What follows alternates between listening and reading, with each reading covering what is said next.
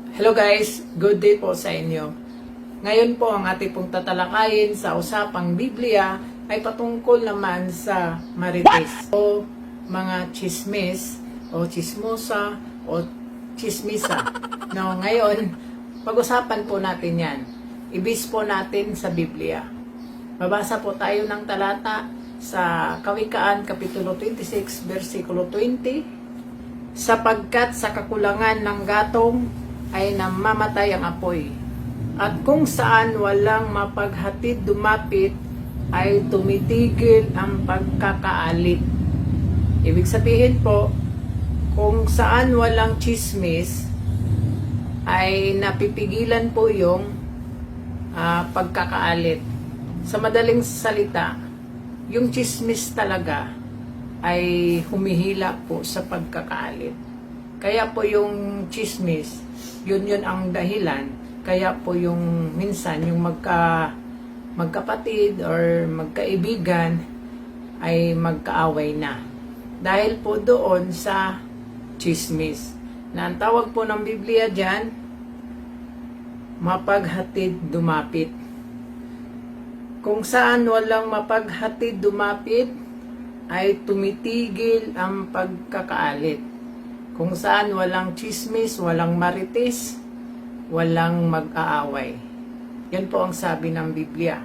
Kapag ang isang tao marites, chismosa o chismoso, ang tawag po ng Biblia dyan sa Kawikaan, Kapitulo 16, versikulo 28, ang mandarayang tao ay nagkakalat ng pagtatalo.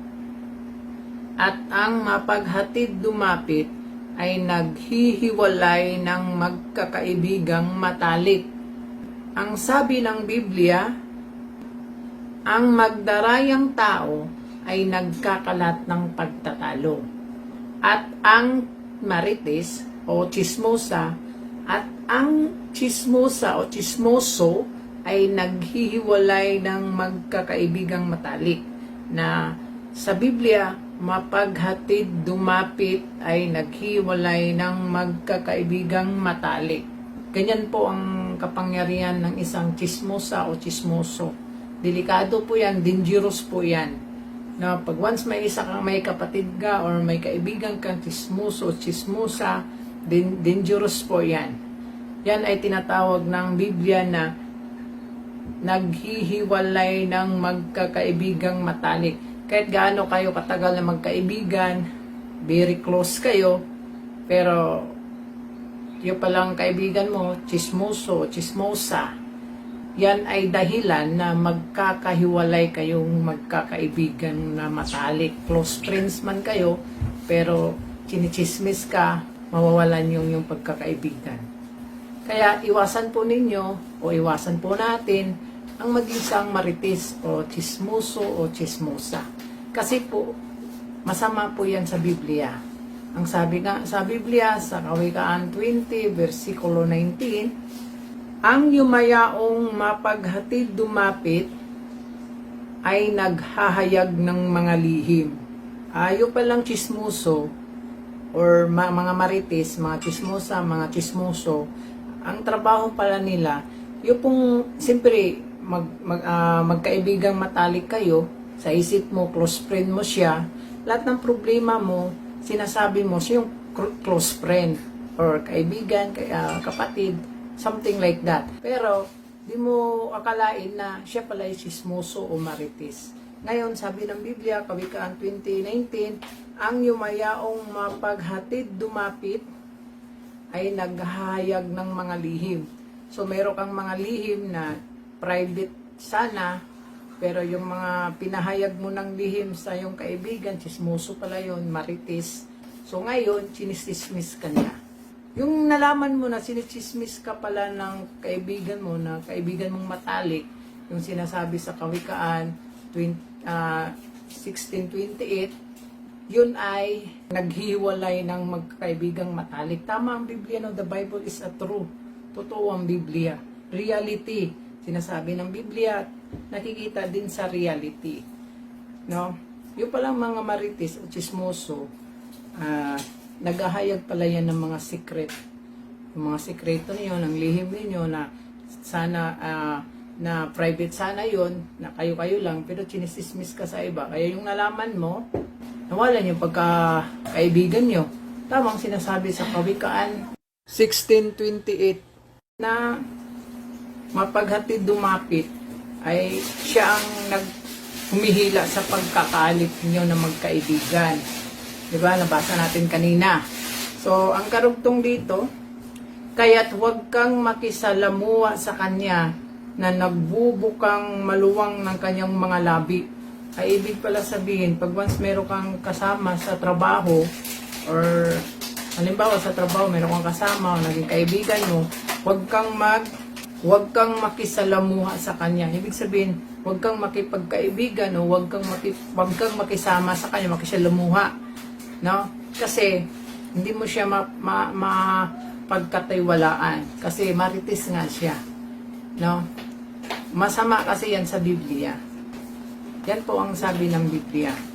Na huwag kayong makisalamuha sa mga maritis, sa mga tismoso, sa mga tismosa. Ayon po sa Kawikaan 20:19, ang yumayaong mapaghatid dumapit ay naghahayag ng mga lihim.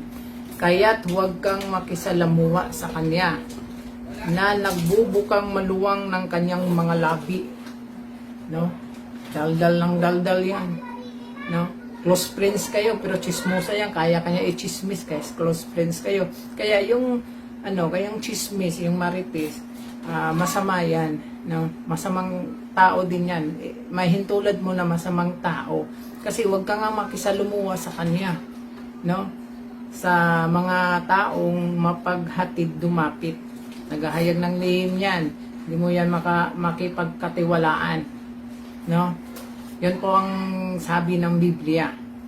Ipagpatuloy po natin sa Episo 4:29-31. Anumang salitang mahalay ay huwag lumabas sa iyong bibig, kundi ang mabuting ikatitibay ayon sa pangangailangan upang makinabangan ng biyaya ang mga nagsisipakinig. No?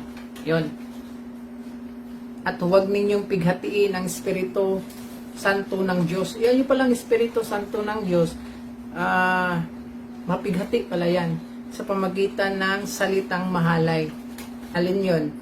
Ang lahat ng kapaitan at kagalitan at pagkakaalit at kadaldalan at paglilibak ay mga alis nawa sa inyo. Pati ng lahat ng masasamang akala. O, diba? Yun mga kapaitan, kagalitan, pagkakaalit, kadaldalan, panglilibak, ay mga alis naman sa inyo. Pag lumalabas yan sa iyong bibig, napipighati yung banal na espiritu. Kaya sabi ng Diyos sa Kawikaan 20:19, huwag kayong makisalamuha sa mga chismoso, sa mga maritis.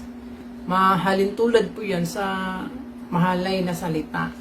Basa po tayo Kung itaas mo sa Episo 4:29, anumang salitang mahalay ay huwag lumabas sa inyong bibig. Alin po yung mga mahalay na huwag lumabas sa iyong bibig? Yung mga chismis, mapaghatid dumapit. Huwag nga kayong makisahalubilo doon. Yung mga panlilibak, kaalitan, kagalitan, kadaldalan, maalis nawa sa inyo. Diba? Yun ang sabi ng Biblia. Kaya yung chismis, marites, hindi po yan maganda po na makisalamuha tayo sa mga marites, sa mga chismosa, chismoso. Hindi maganda sa Biblia yan. Hindi ugaling Kristiyano yan.